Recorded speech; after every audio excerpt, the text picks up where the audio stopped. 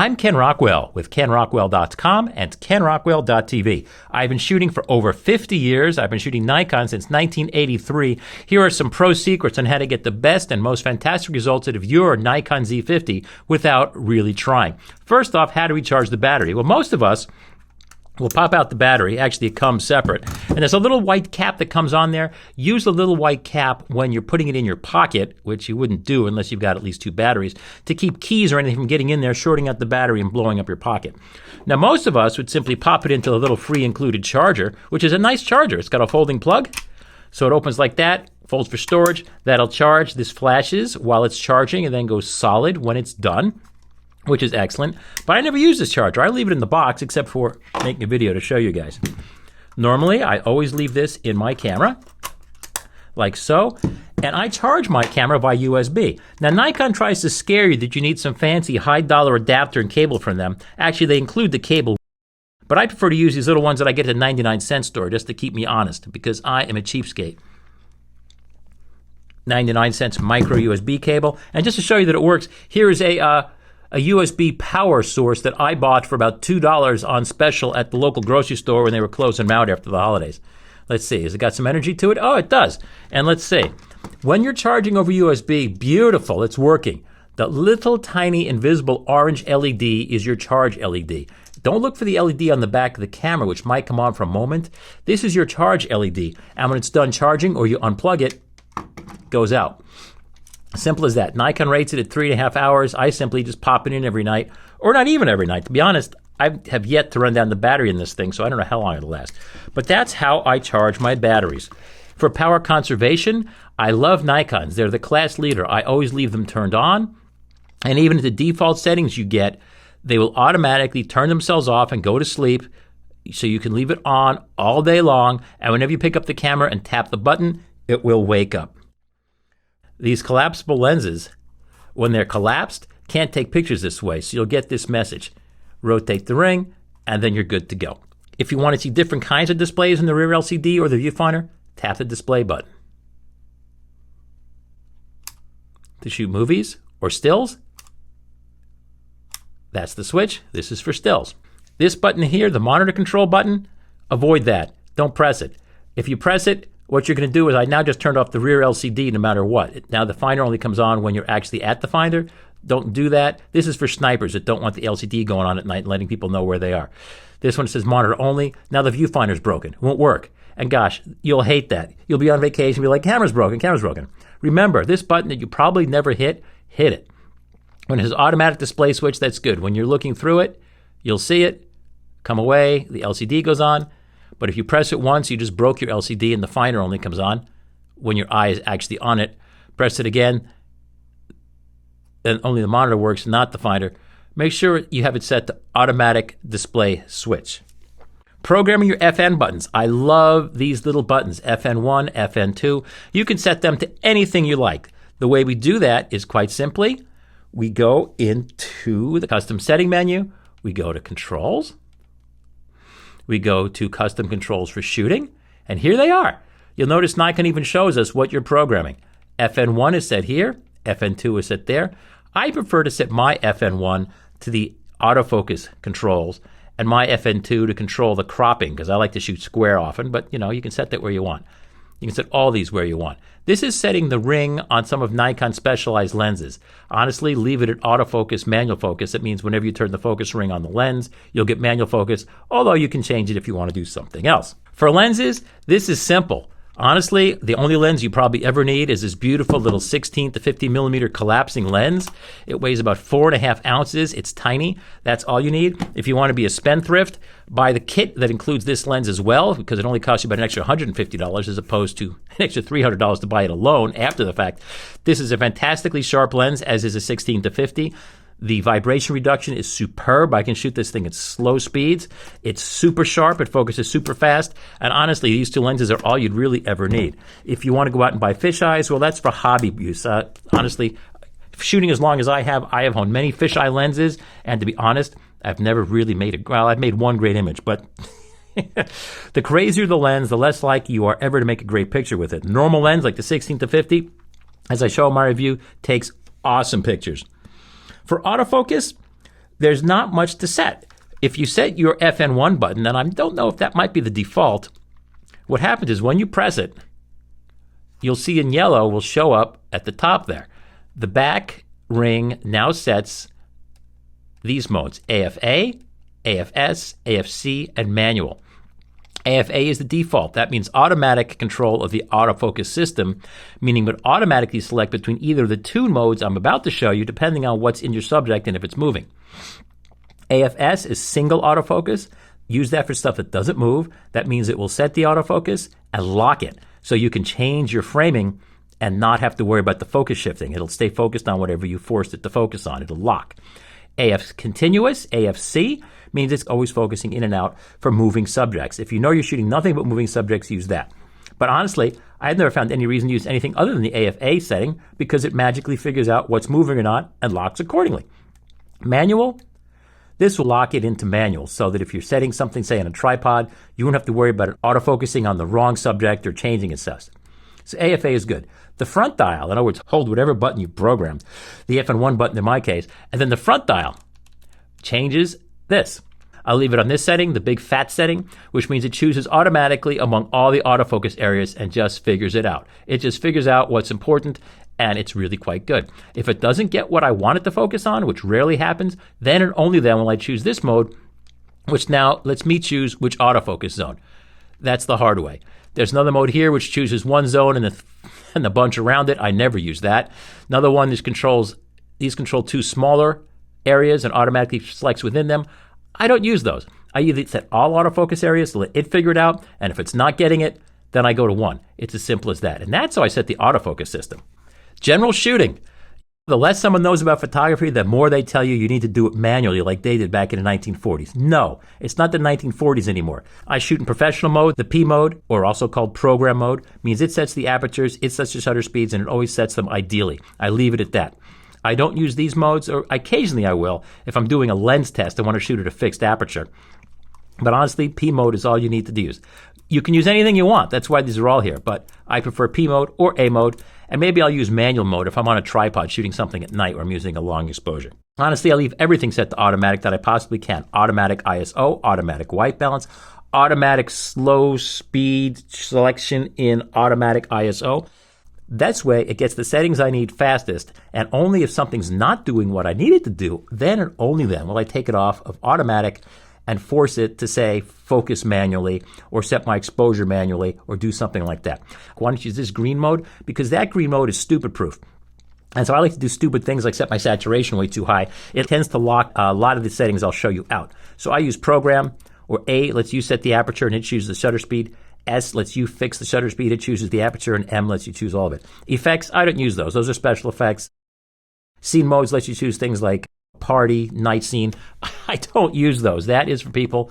You know, that's great. The beautiful thing about these cameras is you can use whatever you want. But as a guy who shoots every day, I tend to force things to be the way I want them to be because I have the experience to know how I want them to be. For ISOs, the way I set my auto ISO settings is I go into here, I go into photo shooting menu. Well, let's go down the menu.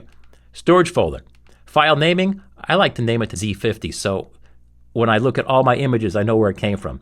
Choose image area, chooses whether or not you use the entire sensor or just a part of it. Image quality basic to me looks great and saves file space, which lets me work faster. Image size, choose large, or honestly, if you're photographing people, 10 megapixel setting is more than enough and lets everything work faster with your workflow. I never shoot RAW. For ISO settings, this ISO, that's the lowest speed it'll set in the auto ISO. I always leave auto sensitivity control on.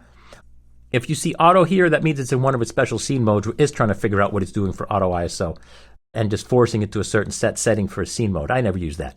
This sets normally the lowest ISO it'll use, which I always leave at 100. I always leave auto ISO on unless I'm photographing on a tripod and want to force it down to ISO 100. For maximum, I let it shoot at 51-200. On my Z50, I find 51-200 looks great when I need it. I'd rather have a grainy picture that's sharp and in focus than a blurry picture that doesn't have any grain. Minimum shutter speed. This is good. For photographs of things and places that aren't moving that fast and I'm hand holding, I choose auto. And with these great VR lenses, I choose slower for auto. I don't know if you noticed, I click to the right to get there. This way, say at a 50 millimeter lens, it'll maybe shoot at a 1/12 of a second, 2 stops slower. If I'm photographing people, I find I can usually get great people shots setting a minimum shutter speed of 1/125th. People don't wiggle around much after that. If I'm photographing sports in action, I'll set 1/500th as my minimum shutter speed, because 1/500th is enough to stop anything that's moving. And remember, that's the minimum shutter speed it'll use. If you have plenty of light, it'll shoot much higher. In this case, I'm telling it the minimum shutter speed to use. It's still going to give me a sharp picture, and below which, when the light gets there, I want it to use a higher ISO. White balance, there are now 4 kinds of auto white balance. Auto 1 is default, leave that. If you want to shoot indoors under tungsten light, not have it look so warm and cozy and orange, choose keep white. It'll make things look stark white. If you want it to look even warmer, choose auto 2. If you're photographing by the light of the sun or clouds or natural light, choose natural light auto. The difference is that it will tend to let you get better looking results in shade, which you won't get in this. Also, natural light auto will tend not to make dark sunsets turn to blue. It'll keep them nice and warm. So natural light is when you're photographing with the light of the sun, and these auto modes are pretty much everywhere. These fixed modes, I rarely use these. If I do, I use the preset Kelvin color temperature, and then I can define exactly the look I want, warm or cool. But for everything we're going to do, auto is the way to go. Picture control, here's how I get the crazy vivid pictures I get that I showed you in my review. I go to vivid, but I don't stop there. Quick sharp, I leave it 0. For sharpening, I go all the way up to +9. Mid-range sharpening, leave it alone at +2. Clarity, leave it alone at +1. Alone, alone, alone. I hammer that to +3. And man, I love the way my images look. You may vary, but that's not for people. For people, I leave it on standard. I set the sharpening all the way up. And I'll set the saturation to 0, or maybe get a little crazy and set it to, +1. But that's about it for photographs of people. You can use auto. I've never even used auto. That's where the camera tries to figure out, just like your iPhone, what you're taking a picture of and what might be the best looking color settings for that. That is your choice. I have never used that. I have never used I've tried portrait, but I like, it's all personal preference. This is an art. Manage picture controls lets you save these presets and name them things if you really want to. Color space, I always shoot sRGB. If you have to ask, sRGB is the way to go. If you shoot Adobe RGB, you're much more likely of getting bad results because you're not an expert, or the people you're having make your prints may not be experts. Active delighting or delighting. Active delighting is the way I like to pronounce it. I leave it on automatic. That helps make all the pictures look better as they can. I leave long exposure noise reduction off because otherwise it winds up taking twice as long when you're making time exposures. I leave high ISO at normal. I leave vignette control at normal. Diffraction compensation I leave on. Auto distortion control is locked out with this lens. Leave that on. Flicker reduction shooting, I leave that on. I would be careful if you're shooting sports. Well, here's the problem. If you're shooting sports, you might have a little bit of a delay, but at least all your pictures will come out well. If you're shooting ice hockey under mercury lights, which flicker, and then you're using a high shutter speed without flash, some of the pictures you'll take are way too dark and you don't know why. This will make sure they're all light, but it also means it delays. So that's a sort of a devil's versus the devil there. Metering, always leave it on matrix. Center weighted and spot, these are obsolete modes that came out in the 1970s or 1960s. They're for old timers. If you want to use these modes, you have to know the zone system. If you have to ask, use matrix metering. Highlight weighted metering is an interesting new mode that tries not to let any highlight blow out. So if you're taking a picture under mixed light, you oftentimes will get results that seem too dark, but you can always go back in later, even when you shoot JPEG, which is how I shoot, and lift up the highlights, lighten the highlights with a plugin like Perfectly Clear, and get everything to look good. If I take a picture, if it comes out too light or too dark, I simply use this plus and minus control makes the next picture lighter or darker. Press that. See? It makes the next picture you take lighter or darker. So in other words, if I'm taking pictures and something's coming out a little bit too dark, then I just add in, honestly, 1/3 or 2/3 of a stop is almost all I ever need with that. Flash control, leave it on TTL. It looks great. Flash mode means always leave you do what you want. I leave it on flash on, meaning anytime there's a flash on the camera, it's going to fire. For flash, the pop-up is all you need. If you want to get fancy, honestly, I love my SB400, which I got back in 2006. I still think it's Nikon's best small flash ever. Did you notice how it automatically turned on when I put it in the slot? It turns off when I turn off the camera. It's fully compatible It can bounce. It has all the light I need. It recycles almost instantly on this camera. And plus, the size is just great. Any other flash that you get is probably going to be too big. The SB300, I think, is a piece of junk. It's tiny, doesn't recycle well. SB500 is great, but it's bigger than this camera. So that's what I would use. Honestly, I wouldn't go out of my way to buy one. I would use the built-in. And if and only if you are having a problem with the flash not recycling fast enough when you're shooting hard and heavy, would I consider an external flash. Flash compensation, you probably won't need that. That's just the contribution of the flash to the final exposure. If you want to control everything, the ambient exposure, you control it with that. Release mode, there's a better way to get to that, so I'll show you that later. Focus mode, I showed you that. There's better ways to get to that with setting your function button. Optical VR, here's how you set your VR. Honestly, I've not had a problem with time exposures, but if you're on a tripod, you might want to turn this off just so you potentially don't have any loss of sharpness from the VR system trying to change things around when you're locked down in a tripod. Auto bracketing, I don't bracket. Multiple exposure is your option. High dynamic range, I rarely use that. That's a pain. It only really works well on a tripod. You can't handhold. Interval timer shooting. You know, this is fun. You can set up and shoot a time lapse shooting interval timer stuff, and you can also make time lapse movies in the camera, which is pretty clever. This is where you set the silent shutter. The silent shutter, honestly, I don't use it unless I'm photographing in a classical music concert, in which case I wouldn't be photographing. But that makes it completely silent, and I find that it's so silent I can't even tell if the camera went off, honestly, so I prefer to have it not silent. Here's the movie shooting menu. These are fairly self-explanatory, frame rates and so forth. Honestly, nobody needs 4K. I shoot these videos for you in 4K just because I figured you might like them, but honestly, unless you're sitting 2 feet away from the screen, you won't see it. All these things are purely set for the movie. I would avoid, I have to set, I don't know who set that to Vivid. Oh, I set that for the one example video I did. That is only for places and things. It might be too much for a movie. Custom settings. For autofocus, I leave it all as is. I turn off the autofocus assist illuminator. That's the light that shines in your face. I turn that off. I leave these alone. Self-timer, I set it to 2 seconds. CL shooting speed, continuous low. That means when I hold the shutter down, how quickly does it fire? I set that to 2 frames a second. That way, I get just one picture if I press it once, and if I hold it down, I can get more pictures. If I set it faster than that, sometimes I get too many pictures. I leave these at their defaults. Apply settings to live view. That's a little trick. If you're shooting in a studio with strobes or shooting in a case where you set the camera to its flash sync speed of 1/200th and the light is entirely coming from strobes, you won't be able to see through the viewfinder because the ambient light won't be strong enough. Then you set this to off and you can see through the viewfinder. But I would leave that alone. Flash shutter speed, I set down to a 15th. Why? Remember the picture of my little dog? By setting flash shutter speed to a 15th, this way the camera will shoot as slow as a 15th of a second with flash, which will let the ambient light fill in better. It'll also tend to give blur if somebody's moving, but I like that. You'll get somebody moving along with the sharp shot of them as captured by the flash. Customize, I don't do that. Customize the eye menu, that's when you press this. That will let you choose what goes on in that menu. Command dials, I also set these because I want my dials to work when it plays back, so I can do that. But again, this is all personal preference. None of this is really important.